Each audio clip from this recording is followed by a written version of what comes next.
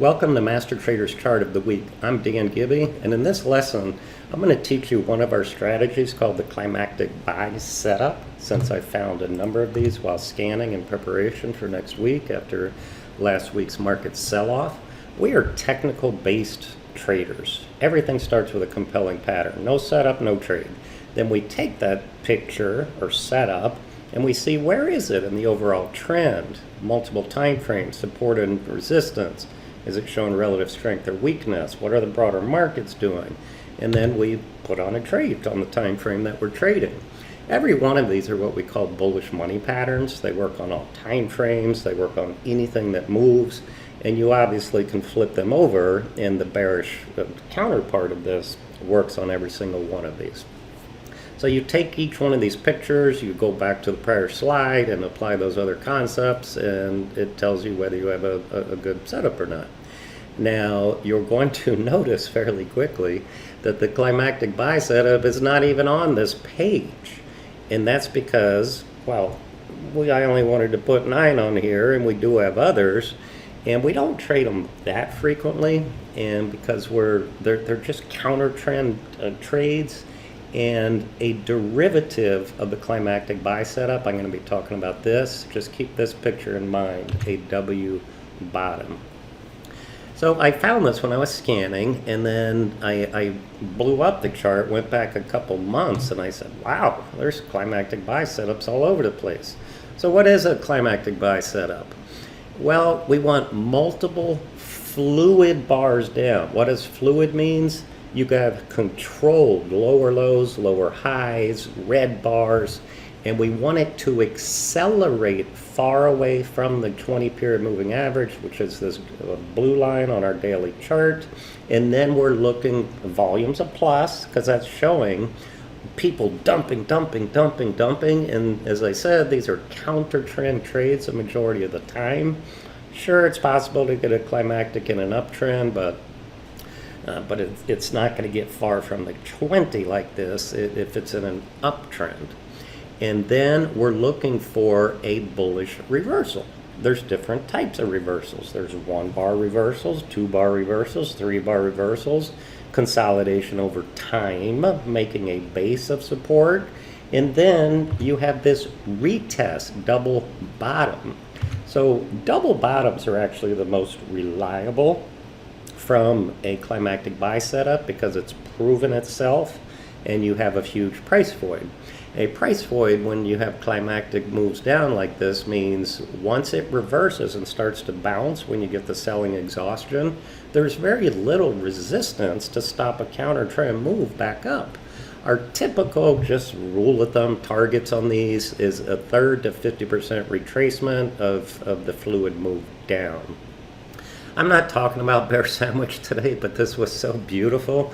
I marked it on here. So notice I have short and intermediate down trends. I had a green bar. A bear sandwich is how we define it, as 2 big red candlesticks with a big green candlestick in the middle. So it's actually a bearish continuation pattern because the green bar got ignored. So that's bearish. That would have been a very, very compelling new short setup for a swing trade. But now we're talking about climactics. So down many fluid bars, one little bottoming tail. So this one inside bar, bottoming tail, didn't get over 50% into that. That is what we call not a potent reversal. We're looking for potent reversals. So what we liked about this one was it made a new low the following day and didn't go very far. So that's what we call a bullish new low divergence. And then it closed at least above the open with a small green candlestick. Am I ready to buy there? Maybe to start nibbling. Maybe nibble a little there, nibble a little more over the prior bar's high. Now that we have another wide range bar that closed near the high of this one, that's why I call this now a 4-bar reversal. So if you did a 1/3 there, a 1/3 there, you could do another 1/3 over the high of this bar. That's a nice term with a price void, and you can manage in between. Typically, our general rule is you sell half under a prior bar's low. If it's still not near its destination, you let it retrace and pivot, and then you trail under pivots. That's what these blue dots mark, which means you have 3 higher highs to the left and right. So had we trailed this, well, here it went all the way to the 50, and it had a big run. We definitely would have got out of the back half back here. Here's another one, multiple fluid bars down. This is what we call a bullish 180 reversal. So this is a 2-bar reversal. You had a big ugly red bar followed by a complete reversal of a big green bar. So that's negated. You buy over the high, stop under the low, manage in between.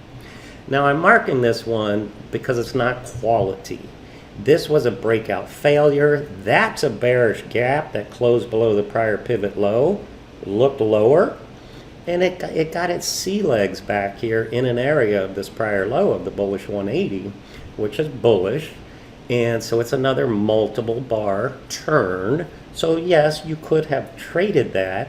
A target would have been the gap fill, which is exactly what it did before the initial stall, and the converging MAs. That would have been a beautiful target. Now you have another breakout failure. This is what we call a bearish downtrend now. Bearish price action. Green bars are ignored. Topping tails, shallow retracement. This is still very bearish. But the reason I'm doing this chart of the week is because this is a current chart that I will be watching this week for a turn. Now, do I want to jump in front of this? Absolutely not. But it's on my watch list because I know I'm getting close. Look at all this volume on the dumping. Once I get the selling exhaustion, which again comes in different flavors, different types of turns, then I will be buying this for a counter trend trade. Look how far this is here. So here, I mean, just notice the distance from the price to the 20 MA, the 20 to the 50. This is even more extended than back here.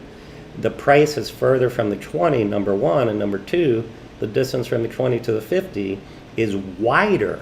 So this is more panic selling, and it is on my watch list, as I said, not only to go long, but I love selling out of the money put spreads on panicking stocks because the volatility rises, which is going to make the price of those puts that I'm going to sell once I get a turn more expensive, and I sell out of the money puts.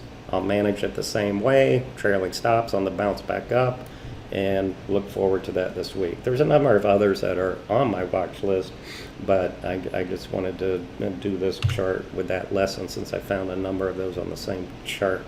Go to mastertrader.com/education, whether you're new to trading, whether you want to trade stocks or options or both. Having our technical based approach is always a starting point. Go to the equity courses. My partner Greg Capper does those. I do the option courses, which we use the same technical approach and then decide which option strategy to use, whether a directional trade or what we call an income trade, where we're selling these options just to keep the premium as weekly income. Hope that helped. Any questions, email me, Dan@mastertrader.com, and look forward to seeing you in the next chart of the week review.